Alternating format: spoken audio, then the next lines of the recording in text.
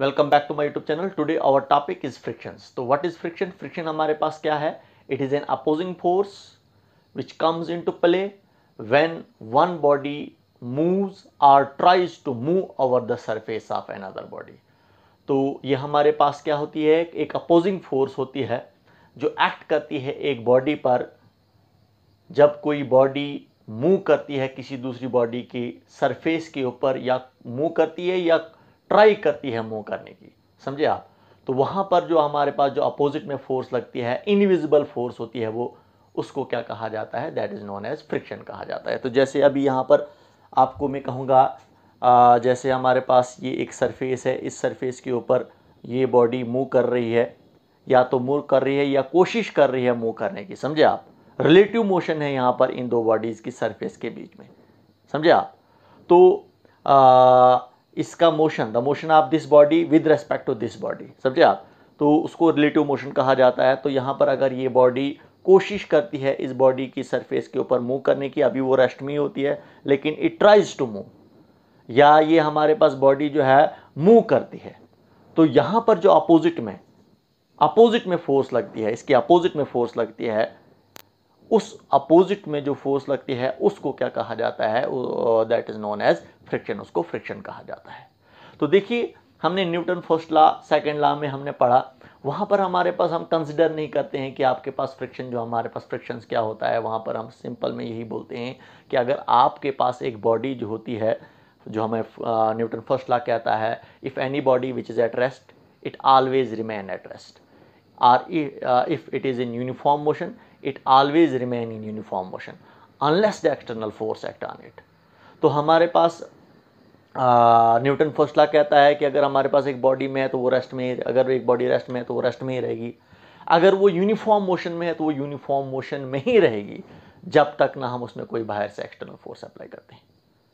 लेकिन वहां पर हम नेग्लेक्ट करते हैं, किसको नेग्लेक्ट करते हैं? हम फ्रिक्शनल फोर्स को। क्योंकि अगर आपके पास कोई सी बॉडी अगर यूनिफॉर्म मोशन में चल रही है, जैसे आपके पास एक बॉल जो है वो रोल कर रहा है, रोल करते करते बॉल जो है अपने आप रुक जाता है। वो अपने आप क्यों रुकता है? वहां पर, इसका मतलब वहां पर कोई ना कोई अपोजिट में फोर्स लग रही है। वहां पर जो अपोजिट में फोर्स लग रही है वो कौन सी फोर्स होती है? That is the frictional force. वहां पर तो हम कोई बाहर से एक्सटर्नल फोर्स तो अप्लाई नहीं कर रहे, वो एक इनविजिबल फोर्स होती है। समझे आप? वो इनविजिबल फोर्स जो हमारे पास किसकी वजह से होती है? वो दो बॉडीज की रफनेस की वजह से। बॉल की जो सरफेस की रफनेस और बॉल जिस ग्राउंड पर मूव कर रहा है उसकी रफनेस की वजह से एक अपोजिट में फोर्स एक्ट करती है, जिसको कहा जाता है फ्रिक्शनल फोर्स। तो हम न्यूटन सेकंड लॉ में अगर जब हम बोलते हैं कि एक बॉडी हमारे पास अगर मूव करती है वो यूनिफॉर्मली मूव करती जाएगी जब तक हम कोई बाहर से एक्सटर्नल फोर्स अप्लाई करेंगे। तो वहां पर हम नेग्लेक्ट करते हैं, किसको नेग्लेक्ट करते हैं? फ्रिक्शनल फोर्स को नेग्लेक्ट करते हैं। अगर फ्रिक्शनल फोर्स वहां पर एक्ट करेगी तो बॉल जो है, इसका मतलब हमारे पास जो है वो बॉडी जो है वो यूनिफॉर्म मोशन में नहीं रहेगी, क्योंकि फिर बॉल जो है कुछ टाइम्स के बाद रुक जाती है। समझे आप? तो वहां पर हम किसको नेग्लेक्ट करते हैं? फ्रिक्शनल फोर्स को नेग्लेक्ट करते हैं। फ्रिक्शनल फोर्स क्या है? That is the opposing force, जो अभी मैंने डिस्कस भी किया। एक अपोजिंग फोर्स होती है, एक्ट करती है एक बॉडी पर। वो कोई सी बॉडी अगर हमारे पास या तो वो रेस्ट में होती है, वो कोशिश करती है मूव करने की। समझे आप? रेस्ट में ही अभी होती है, लेकिन इट ट्राइज टू मूव। वहां पर जो अपोजिट में, इसमें जो अपोजिट में फोर्स लगेगी, समझे आप? या अगर वो मूव कर रही है तो उस टाइम भी जो अपोजिट में फोर्स एक्ट करेगी, that is known as frictions. उसको फ्रिक्शंस कहा जाता है। अब ये फ्रिक्शंस हमारे पास जो है, इसकी काज क्या है? किस किस वजह से हमारे पास फ्रिक्शनल फोर्स जो है अराइज होती है? वो काज मैंने यहाँ पर थोड़ा सा डायग्राम के जरिए से आपको समझाऊंगा मैं। ओल्ड व्यू है पहला। ओल्ड व्यू हमारे पास जो है, आपके पास जो दो बॉडीज मूव करती हैं जिनका रिलेटिव मोशन होता है, जैसे बॉडी ए और ये बॉडी बी है। बॉडी बी बॉडी ए के ऊपर मूव कर रही है और इस पर हमारे पास बॉडी बी पर अपोजिट में फोर्स एक्ट करती है। अगर बॉडी बी का मोशन वहाँ के लिए है तो इसमें जो अपोजिट में फोर्स लग रही है वो क्या कर रही है? अगर मोशन फॉरवर्ड डायरेक्शन में है तो फ्रिक्शनल फोर्स जो होगी हमारे पास क्या होगी? वो बैकवर्ड डायरेक्शन में होगी। समझिए आप? यहाँ के लिए कैसे फ्रिक्शनल फोर्स अराइज होती है? What is the cause of that frictional force, जिसको हम फ्रिक्शन बोलते हैं हम? तो उसका ओल्ड व्यू ये है it is due to the roughness of two surfaces. ये दो सरफेसेस की रफनेस की वजह से हमारे पास जो है ये फ्रिक्शनल फोर्स अराइज होती है। आपको अगर कहूंगा मैं, जैसे हमारे पास ये एक सरफेस है, इस सरफेस के ऊपर ये बॉडी मूव कर रही है या ट्राई कर रही है मूव करने की, ऐसे हमें नहीं पता चलता है इन दो सरफेसेस के बीच में रफनेस है। But when ever you see these surfaces by your microscope के जरिए से, आप उसको आप देखोगे, आप पावरफुल माइक्रोस्कोप के जरिए से अगर देखोगे आप, you will see the roughness on the surfaces. आपको सरफेसेस पर कुछ ना कुछ रफनेस दिखाई देगी, आपको नजर आएंगी। ये आपको डिप्रेशन और प्रोजेक्शंस आपको नजर आएंगे, इनको प्रोजेक्शंस कहा जाता है, और ये जो हमारे पास जो है these are known as depression and projections, ये आपको नजर आएंगे। तो when body moves over the surface of another body, जब एक बॉडी मूव करती है दूसरी बॉडी की सरफेस के ऊपर, तो यहां पर हमारे पास क्या हो जाता है, इंटरलॉक्ड हो जाती हैं दो सरफेसेस। दो सरफेसेस क्या हो जाएंगी, वो इंटरलॉक्ड हो जाएंगे दो सरफेस, समझे आप। यहां पर आपको प्रोजेक्शन जो हमारे पास जो है, आप देख रहे हो, आप डिप्रेशन और प्रोजेक्शन जो है वो क्या कर रहे हैं, वो इंटरलॉक्ड हो रहे हैं। इंटरलॉकिंग हो जाएगी डिप्रेशन और प्रोजेक्शंस की, और उसकी वजह से हमारे पास क्या होगी, एक अपोजिट में फोर्स एक्ट करेगी, समझे आप, जिसको क्या कहा जाता है, फ्रिक्शनल फोर्स कहा जाता है। इंटरलॉक हो जाएंगे दो सरफेस, क्योंकि दो सरफेसेस जो आपको आपकी दो सरफेस जो हैं वो उनमें रफनेस है, उनमें आपको ये प्रोजेक्शन और डिप्रेशन नजर आएंगे, और वो प्रोजेक्शन और डिप्रेशन जब वो क्या हो जाएंगे, आपस में इंटरलॉक्ड हो जाएंगे, और उसकी वजह से हमारे पास अपोजिट में एक फोर्स लगेगी जिसको कहा जाता है फ्रिक्शनल फोर्स। और ये आपका क्या है, that is the old view. Old view में हमारे पास कुछ ड्रॉबैक्स आई जिसकी वजह से हमारे पास ओल्ड व्यू फेल हुआ है।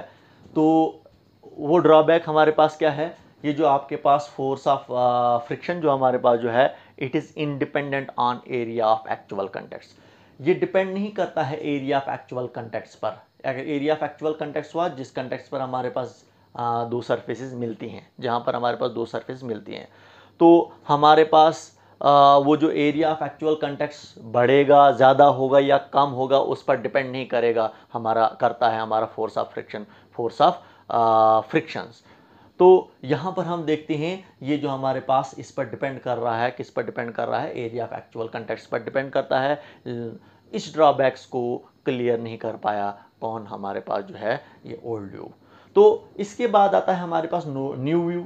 न्यू व्यू में हमारे पास क्या है, यहाँ पर आप देखोगे आप, ये किसकी वजह से होता है, it is due to the strong molecular force of attraction at the point of actual contacts. तो यहाँ पर देखोगे आप, यहाँ पर strong molecular force of attraction, यहाँ हमारे पास बॉडी ए है, ये आपके पास बॉडी बी है, बॉडी बी बॉडी ए के ऊपर मूव कर रही है। तो यहाँ पर देख रहे हो आप, यहाँ पर हमारे पास जो है प्रोजेक्शंस पर फॉल कर रहा है, समझे आप। तो प्रोजेक्शंस पर फॉल कर रहा है, और इस पॉइंट को क्या कहा जाता है, इस पॉइंट को कहा जाता है जहाँ पर ये मिल रही हैं दो सरफेसेस की प्रोजेक्शंस मिल रही हैं, इसको कहा जाता है एरिया ऑफ एक्चुअल कंटेक्ट्स। तो एरिया ऑफ एक्चुअल कंटेक्ट्स पर क्या होता है, इन दो मॉलिक्यूल्स, बॉडी बी का molecules at point of area of actual contacts, और बॉडी ए का molecules at the area of actual contacts पर क्या होता है, यहाँ पर इनका एक strong molecular force of attraction होती है।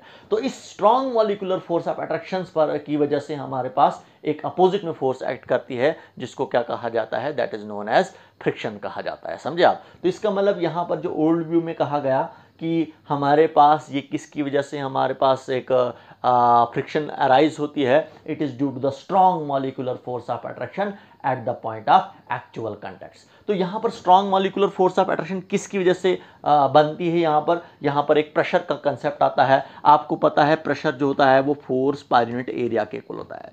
तो देखिए यहाँ पर हमारे पास एरिया ऑफ एक्चुअल कंटेक्ट जो होता है वो काफ़ी स्मॉल होता है।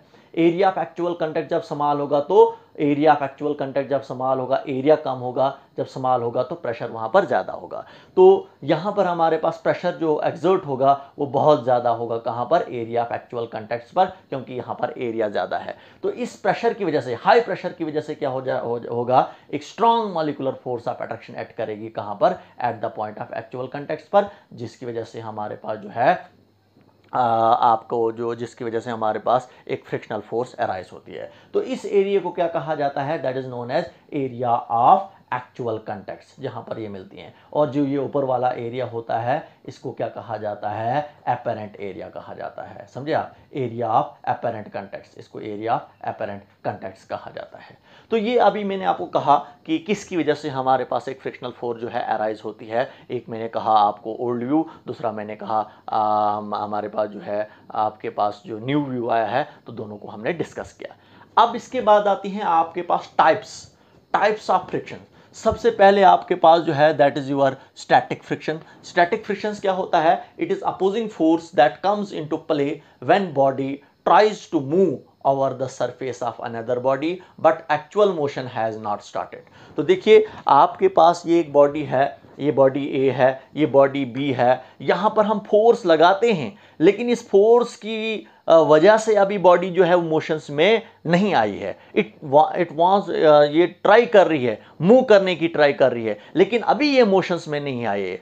तो यहां पर जो अपोजिट में फोर्स एक्ट करेगी, इसका मतलब अगर मैं इस पर फोर्स लगा रहा हूं, मैं थोड़ी बहुत फोर्स लगा रहा हूं, मैं ये बॉडी मोशंस में नहीं आई, समझे आप, ये मूव नहीं कर रही है, इसका मतलब यहां पर कोई अपोजिट में एक फोर्स लग रही है, एक रेजिस्ट कर रही है एक फोर्स, समझे आप, जिसकी वजह से ये बॉडी मूव नहीं कर रही है। तो यहां पर जो अपोजिट में फोर्स एक्ट कर रही है उसको कहा जाता है, that is known as static friction. Static means rest, तो इसका मतलब अभी बॉडी हमारे पास क्या है, रेस्ट में ही है, समझे आप। तो इसको क्या कहा जाता है, that is known as static friction. इसके बाद next one is your limiting frictions. Limiting frictions क्या होता है, it is opposing force when one body is at the verge of motions. तो देखिए ये हमारे पास एक अपोजिंग फोर्स होती है जब हमारे पास बॉडी क्या होती है, it is at the verge of motions. इस लिमिटिंग फ्रिक्शंस को हम क्या कहते हैं, इसको हम मैक्सिमम स्टैटिक फ्रिक्शंस भी कहते हैं। तो देखिए आपको थोड़ा सा एग्जांपल के जरिए से समझाऊंगा आपको मैं। यहां पर आपके पास जो है ये ब्लॉक बी है, ये आपके पास ब्लॉक ए है, ब्लॉक बी ब्लॉक ए के ऊपर मूव करना चाहती है। यहां पर मैं फोर्स अप्लाई करूं, पहले मैंने 2 न्यूटन की फोर्स अप्लाई की, बॉडी अभी मोशंस में नहीं आई। इसके बाद 3 न्यूटन की फोर्स अप्लाई करूंगा मैं, अभी भी बॉडी मोशंस में नहीं आएगी।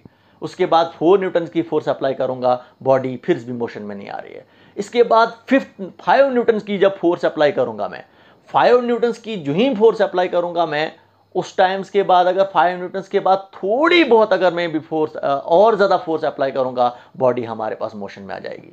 तो देखिए ये हमारे पास में फोर्स मैक्सिमम कर बढ़ाते बढ़ाते बढ़ाते बढ़ाते मेरे पास एक ऐसी फोर्स आई, उसके बाद अगर थोड़ी सी फोर्स और ज़्यादा बढ़ाऊंगा तो बॉडी हमारे पास क्या आ जाएगी, वो मोशंस में आ जाएगी। इससे पहले कि बॉडी मोशंस में आ जाए, यहां पर जो अपोजिट में फोर्स एक्ट करती है ये मैक्सिमम स्टैटिक फ्रिक्शन होती है, समझे आप। जो यहाँ पर मैक्सिमम, जो यहाँ पर हमारे पास जो अपोजिट में फोर्स एक्ट करेगी, अभी ये मोशंस में नहीं आई, हालांकि मैं फोर्स अप्लाई करते करते करते अब थोड़ी बहुत अगर और ज़्यादा फोर्स अप्लाई करूंगा तो बॉडी हमारे पास क्या आ जाएगी, ये मोशंस में आ जाएगी। तो यहाँ पर जो अपोजिट में फोर्स एक्ट करेगी, ये कब, जब ये बॉडी अगर हम थोड़ी बहुत और फोर्स अप्लाई करेंगे उसके बाद ये मोशन में आ जाएगी। तो इस टाइम जो हमारे पास जो अपोजिट में फोर्स एक्ट करेगी उसको कहा जाता है फोर्स ऑफ लिमिटिंग फ्रिक्शन, समझे आप। ये मैक्सिमम स्टैटिक फ्रिक्शन होती है, अभी बॉडी मोशन में नहीं आती है, लेकिन हम एक्सटर्नल फोर्स अप्लाई कर रहे हैं, करते करते करते अब आपके पास लास्ट लिमिट होगी अब ये फोर्स की। उसके बाद अगर आप थोड़ी भी बहुत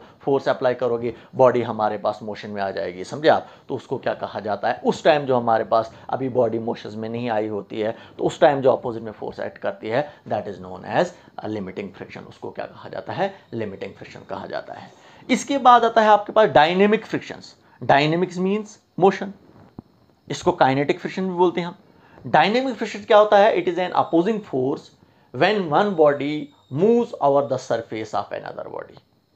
अब हमारे पास बॉडी मोशंस में, स्टैटिक में भी मोशन में नहीं थी, लिमिटिंग में भी बॉडी मोशन में नहीं थी, अब बॉडी हमारे पास क्या है, मोशंस में है। इस टाइम जो अपोजिट में फोर्स एक्ट कर रही है, समझे आप, बॉडी मोशंस में है, अपोजिट में जो फोर्स एक्ट कर रही है, समझे आप। जैसे हम बॉल को रोल छोड़ देते हैं, समझे आप, कुछ टाइम्स के बाद बॉल रुक जाता है, इसका मतलब वहां पर हमारे पास अपोजिट में फोर्स एक्ट कर रही है। तो यहां पर भी बॉडी हमारे पास क्या है, मोशंस में है। इस टाइम जब आपके पास अपोजिट में फोर्स एक्ट करेगी, that is known as dynamic friction और काइनेटिक फ्रिक्शन।